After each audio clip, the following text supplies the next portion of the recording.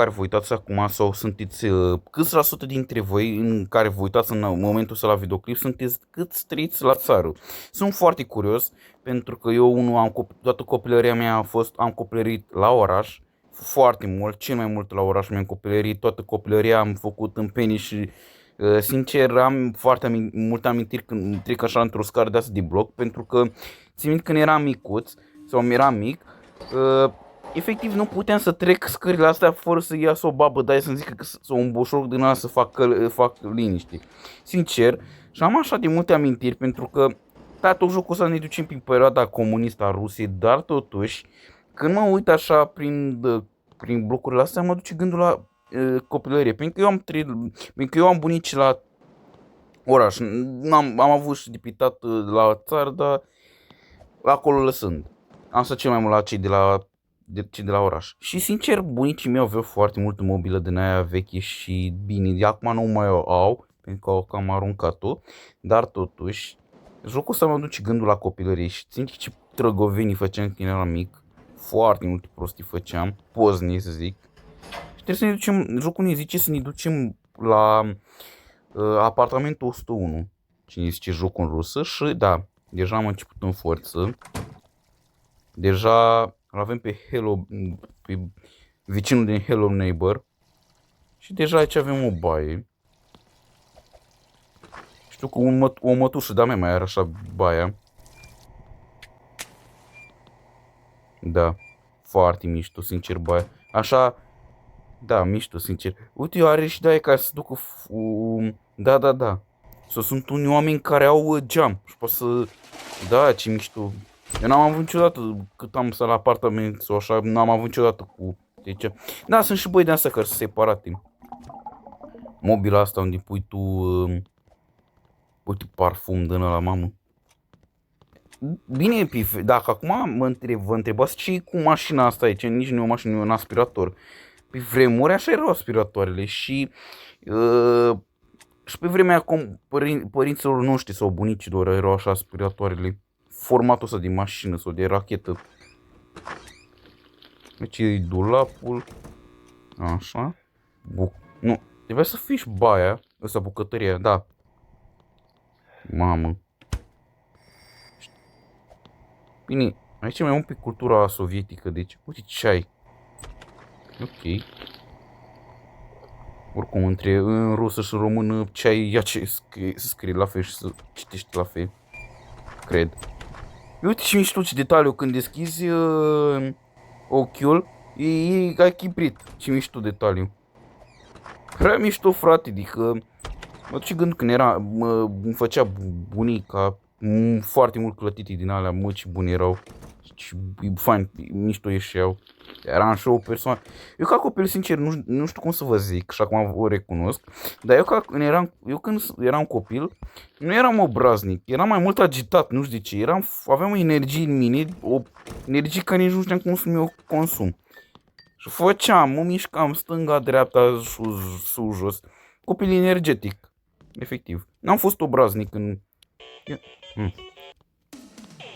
Sim. Cine deschis muzică?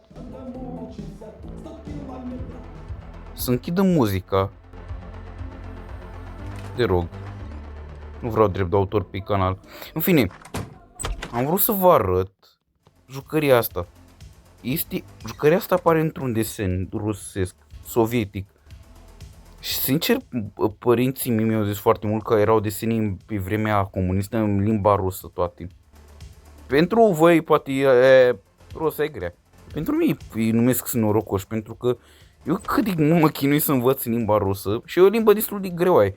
Nu zic că pot să o iau, nu. Cosmiștii. Tubișenia Ceburușca. Ok. Aici e ceva cu Lenin.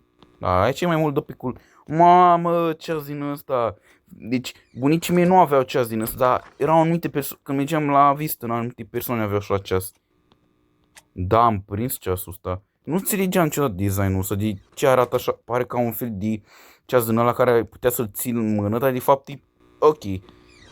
Chestii din când eram mai mic. Și te ascult muzică. Închideți muzica.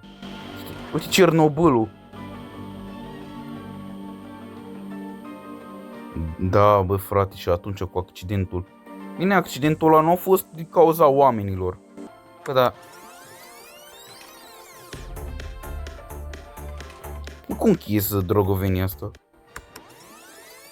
Cu CD cred că merge, dar...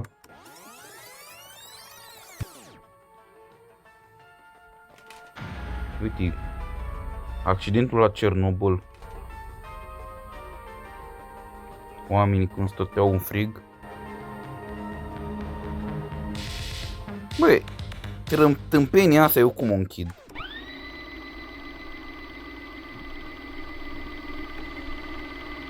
Să rămân așa mai bine. Vreau să urmăresc accidentul la Cernobâl. Da, mă, și chiar pe atunci nu dăitai foarte... Televizoarele erau cumva limitate pe atunci. Adică nu erau la anumite ore, adică nu aveai cum e acum la infinit. Adică e non-stop. Atunci era limitat.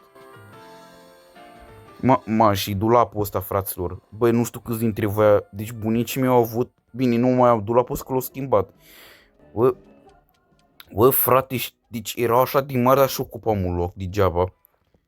Și erau foarte multe figurini cu câini, cu îngeri, cam asta erau. Aici cam improvizat cu tancuri și cu astea, dar totuși, uite, jucăria asta, sau figurina asta rusească. Ce mișto. Mobilă și tot. Eu v-am zis, eu am trăit la oraș, deci eu știu numai chestiile de la oraș, ok? Dar cumva am copilărit, eu am văzut mobila asta și am prins. Și am prins și mașini vechi când eram eu mai mic.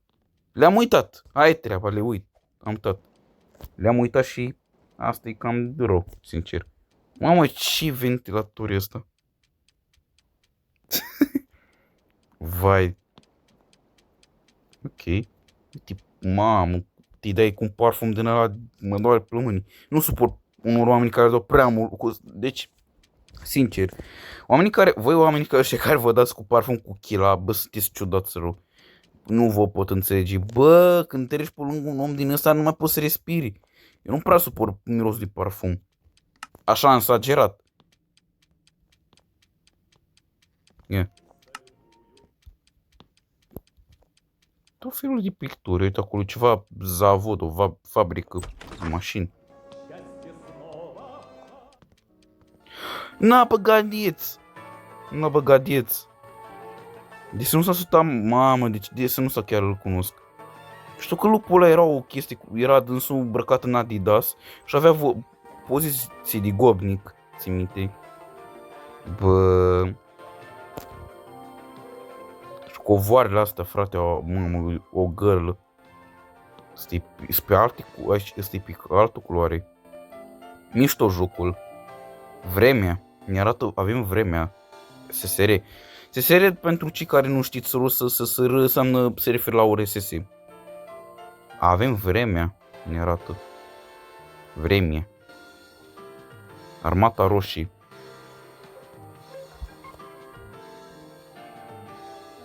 De ziua victoriei asta, cred că-i.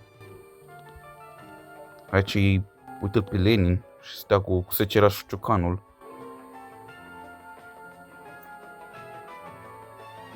Și mișto. Fabrică, uite, Lada. Sau nu cred că e Lada, e altă mașină. Într-o fabrică, nu știu cum se fabrica.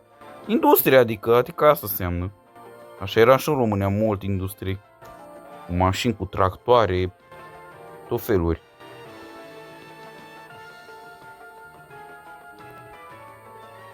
Uite pe știrile. Ăsta e joc, e felul de joc. Să mai uităm la televizor, că sunt niște chestii foarte interesante.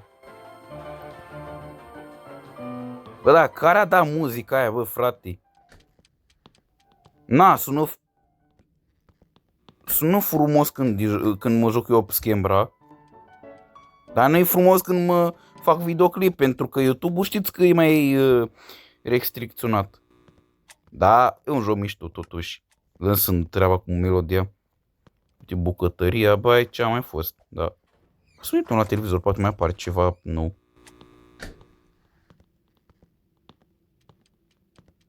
Ia. Ce ăsta? Moscova.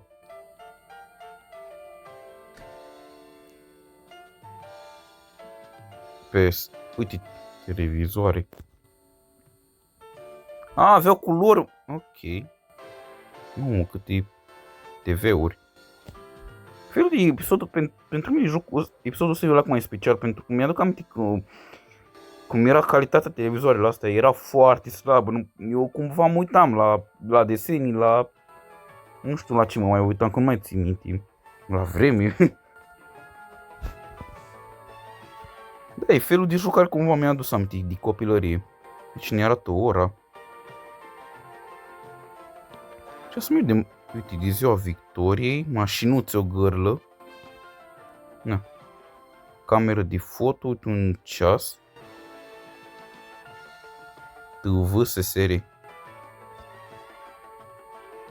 Pentru că băul în rus, cred că se citește ca un fel de V.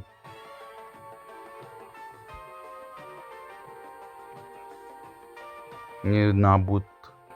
Ok. Bă, interesant jocul. Foarte. Mi-a adus aminte de. Eu am trăit la oraș. Ok, eu am trăit la oraș, deci nu prea știu cu chestia asta cum este viața la oraș, ăsta la sat, scuzați-mă dacă le mai pocesc așa. Eu n-am trăit la sat, sunt orașean și fac videoclipul ăsta pentru că poate sunt și oameni care s-au născut la oraș, au crescut, au copilărit și pe viitor tot la oraș o să trăiască, pentru că eu nu mă pot dezobișnui cu viața la oraș.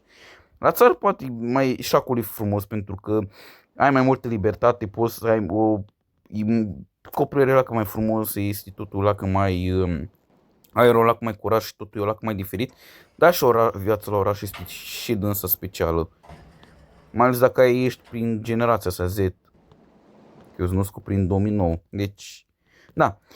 Interesant jocul. Glava Drudu. Ok. Haideți să ne... Mamă. Lada. Sau? Nu pot să-mi dau seama că pot să-mi pixeleze grafica. Și afară nu putem să plecăm. Nici să nu mă cu camera. Deci, da.